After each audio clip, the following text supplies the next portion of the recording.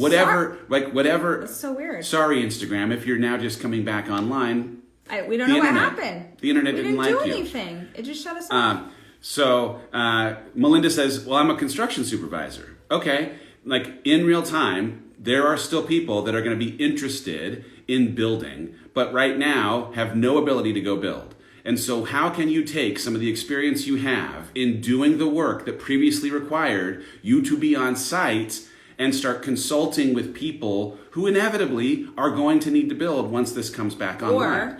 So for instance, I'll tell you so we have a team, right, of women who run our live events department. And that department right now, there's not a whole ton we can do because stuff just isn't going to happen until later in this year. So one of the things when we started figuring out new stuff, I'm thinking of a gal that's on our team who was on the live events team, and I moved her over to project manage something because I'm like, well, if you're an event planner, you know how to project manage. This is what I think of for the person who's a construction supervisor. You're a project manager, right? She is so good at project management, and it's not on anything that has to do with what she was working on before. She is so good at keeping everybody on task and getting the job done. So it's like, you might not be able to do the same thing that you were doing. How do you take the skill that you had and apply it to somewhere else? Yeah, so real quick, because this is an interesting game. So I see Leslie says, I'm an ultrasound tech. There's no online application. Here's the thing. You are a prenatal specialist. You are, an ultrasound tech, but well, you she have just do baby. Okay. Ultrasound could be that's true. Okay. So you're a medical specialist that can take some of the experience that you have. If it ends up being about babies, it could be about neonatal, but it could also be that you are trying to take the way that you have experienced helping people with their processing diagnoses, with their understanding what happens, right? There are things, okay? A photographer. I saw someone who is a photographer who decided to start taking pictures of families through windows in quarantine. That's cool. Guess what? Like, I 100% stay inside, but if they're... With the family's permission. No, they weren't like peeping Toms, but right? They said, okay, if we're in the midst of, how can we? PE teacher, But right?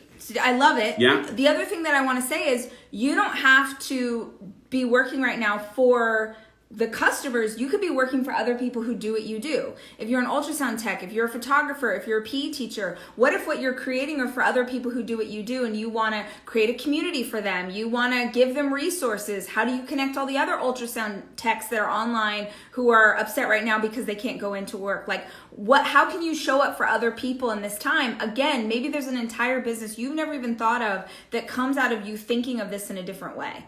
PE teachers, get online, get on a video. It doesn't have to be good. I am sitting right now with 100,000 people watch this today. I'm sitting here with my gut hanging out. It's a good gut. It's a good gut. No makeup. My roots are showing. But here's the thing. It doesn't have to be perfect. There is in real time a massive need from all of us adults that are trying to, I'm using the air quotes very loosely, homeschool our children. Yes. And the way that you could act as a resource to homeschool help a 30-minute block of physical education where people are being taught how to dance around in their living rooms to move their body for 30 minutes is a massive, massive need for millions and millions of people if you could find a way to bring it into somebody's home.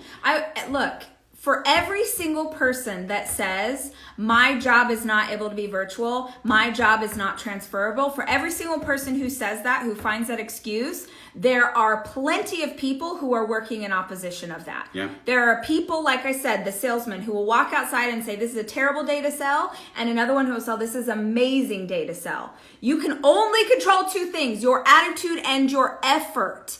So you can come up with a list of 57 reasons why. There are lots of people who do what we do who would have seen or will see what is happening right now and would be like, we're out of business. It's over. We do live events. We are out of business. We are going to have to lay people off.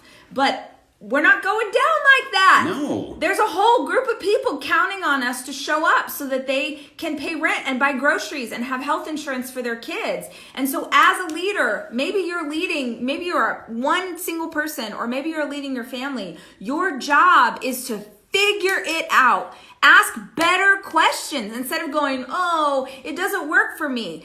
Dude, go look on the internet, because right now there are people doing exactly what you do and they are figuring it out. So you are choosing your obstinance. You are choosing to stay in this place that says there is no other option when there are people who are finding a way. And I will say this too, if you are struggling right now because you have a job that 100% you are, yep, you're right, it can't happen.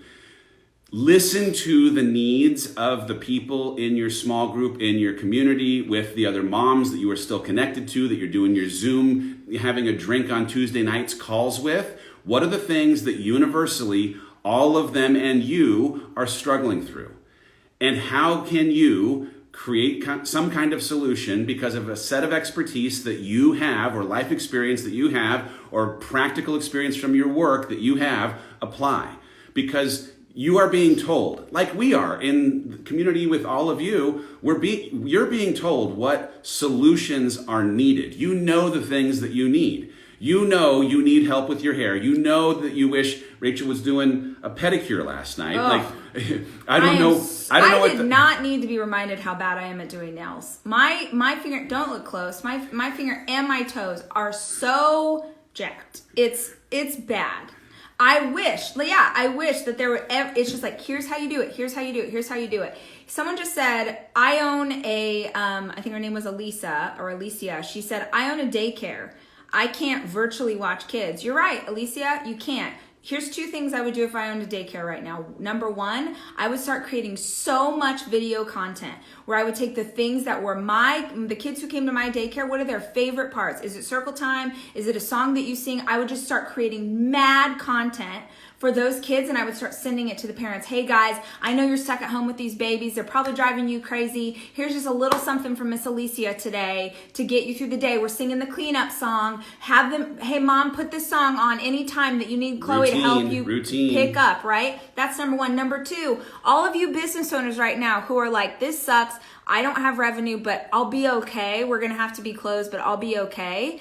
Use this time to do all the things you always wish that you could do. How long have you been saying that you wish that you had a marketing plan? How long have you been trying to grow your email list? How long have you been trying to build a business plan or do a 1-year, 5-year, 10-year goal? All this time you were like, if only I had time to work on my business instead of in my business. Now you have time and now you're like,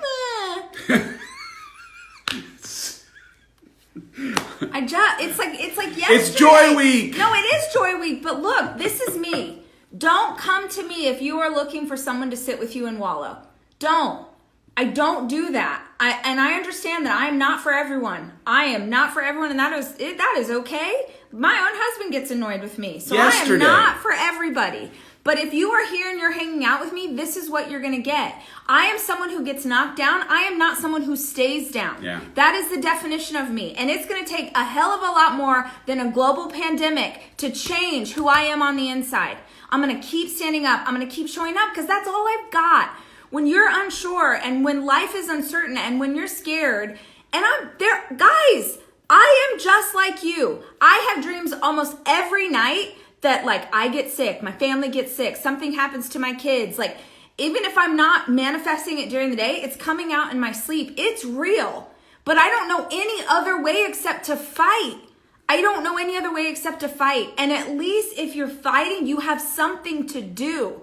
Because the answer is not sitting around and like hoping that the world is going to fix itself. I'll say this too, because I was a human who stayed connected to a safe job for longer than I should have. And right now, bemoaning the fact that your safe job has you stuck in a place where you can't move forward is safer than finally taking a step towards something that you know you have been called to, but are worried or have been worried about trying because of the chance you might not be great at it when you first started.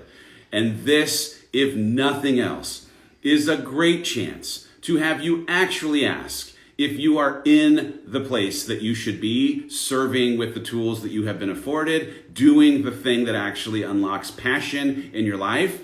This is the time. I'm not saying take chances or risks. Nope. But if you are not using this time to also do a little bit of evaluating on whether or not the things that you have been doing for the last 10 or 20 years are the things that you want to do for the next 10 or 20 years. This is the time. I didn't put in my earplug today. Well, guys, if you need this kind of intention and accountability and you are not already part of our next 90-day community, it is 100% free. theholliscode.com/next90. Next90. It's 3 months of free content, free classes, PDFs, downloads, workbooks, all the things to help us live the next 3 months with intentionality. It is totally free. Please join if you haven't. This week was all about joy. Next week's all about habits. Here's one last thought before we go. I got emotional. Woo! It's Easter. Sorry. I went from so strong to and I had to remind myself this morning, if you are part of the Christian faith and this is a really important weekend to you, I had to remind myself Easter was never about the building. Easter was never about the building for a lot of us. It's going to be the first time in our lives that we don't get to go to church on Sunday and celebrate Easter. And I was reminding myself of that today. Easter was never about the building. So I didn't mean to cry. It's I'm feeling all the emotions. But it's Good Friday, and that's good news. And if you are someone who's celebrating Easter this weekend, man, celebrate hell out of Easter. Celebrate it. Celebrate it hard. Celebrate it hard, safely at home, and know that we are doing the same. I think one of the most beautiful things about the human spirit is that we can hold sadness and we can hold joy simultaneously. And so for some of us this weekend, we're holding sadness and we're holding joy simultaneously. And the fact that we even have the freedom of religion to celebrate Easter this weekend at home is a huge deal. Yeah. So let's not lose sight of that. Yeah. We will see you on Monday for Habits Week. Have a fantastic Holy Weekend if you are celebrating Easter with us. It's Good Friday. We love you guys. Keep fighting for your perspective. Have a good weekend.